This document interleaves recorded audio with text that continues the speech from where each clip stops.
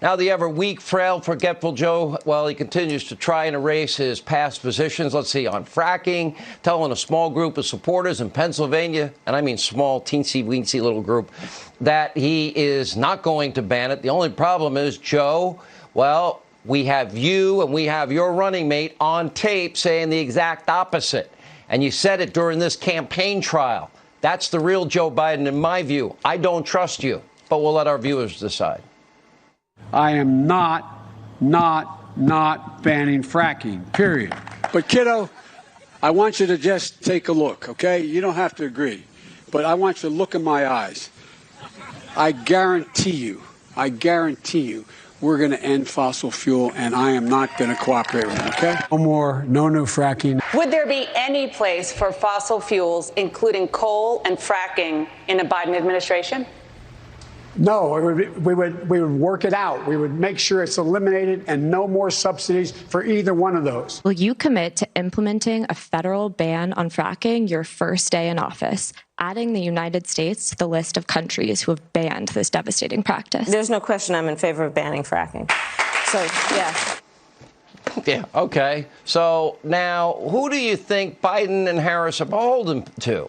The hardworking people of Pennsylvania, Ohio, let's see, Oklahoma, Texas, or the new radical extreme socialist left? Joe actually lied during the debate. I don't have the Bernie Biden manifesto. Yeah, you do, all 110 pages of it. Here with reaction, author of the New York Times bestseller, Trump and the American Future, Fox News contributor Newt Gingrich. Okay, the guy flips and flops and flails on every position. He said, as he was fighting for the nomination, he said it numerous times. Kamala said it numerous times. But now I guess he's come to realize, oh, I may lose Pennsylvania and Ohio because of that. Your thoughts?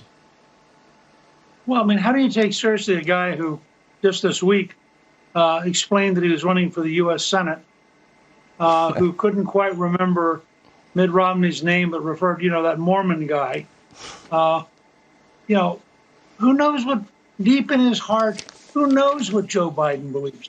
Or who knows if Joe Biden remembers what Joe Biden believes? The most amazing thing to me is that the American people are seriously considering putting in as commander-in-chief somebody who clearly is less and less in touch with reality. So a few weeks ago, when he was running to get the liberal nomination, of course he was going to ban fracking. Now that he has the nomination and he's trying to run for centrist voters, well, he never meant to ban fracking. And just because he said he would ban fracking doesn't mean that you should think he was going to ban fracking. And, of course, the problem is we live in the age of videotape where we have both he and Harris taking very, very radical positions that are on tape. It's a little hard for them to walk away from. So my guess is in Pennsylvania, in the end, people are going to see that, this is exactly what gives politics a bad name, is they just say this guy's just lying. He was asked again if voters deserve to know if he'd pack the U.S. Supreme Court. He says, no, they don't deserve to know. Now, Schumer said he's going to end the filibuster. We know they want D.C. statehood, Puerto Rico statehood, and they want amnesty. Now, to me, this seems like what the Democrats are trying to do is what statists have done historically, and that would be they want one-party rule, and they want no accountability and no chance that an opposition party could ever basically exist if they accomplish that. How dangerous is that in your mind? Oh, I think this is the most dangerous election since 1864, when Lincoln's opponent would have allowed the South to secede and destroyed the Union. I think that if they get control, they will try to do everything they can to turn the entire country into California, to make it a one-party system, a system of massive corruption, a system of extraordinarily radical ideas.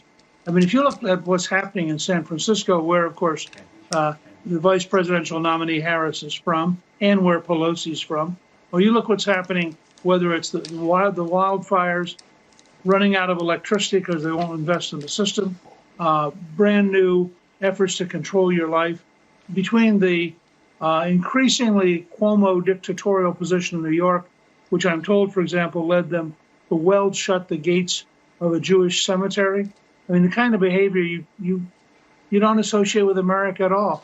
You have Cuomo in New York and you have what's happening in California, that's the future if they win control of the country. How do you see this election? It seems the polls seem similar. Hillary Clinton winning by 14 points, 15 points, 12 points. Same thing this time. Why should people not be deflated by these polls, even though they were so wrong last time? Well, that's the thing that's amazing. It's like watching Lucy with the football in the Charlie Brown series. You know, the very same pollsters who were off massively. I just read a great article this morning that said, if you had believed the polls in 2018, we'd have a Democratic governor of Ohio. We'd have a Democratic governor of Iowa. And he went down this list and he said, the fact is the polls in 18 in the Midwest were as bad as the polls in 16. And so I think my guess is Trump wins. What do you give the odds at? No, 70-30 that he wins. I don't like the 30 other percent. If people don't, it's up to the people. People got to vote. All right, Mr. Speaker, good to see you.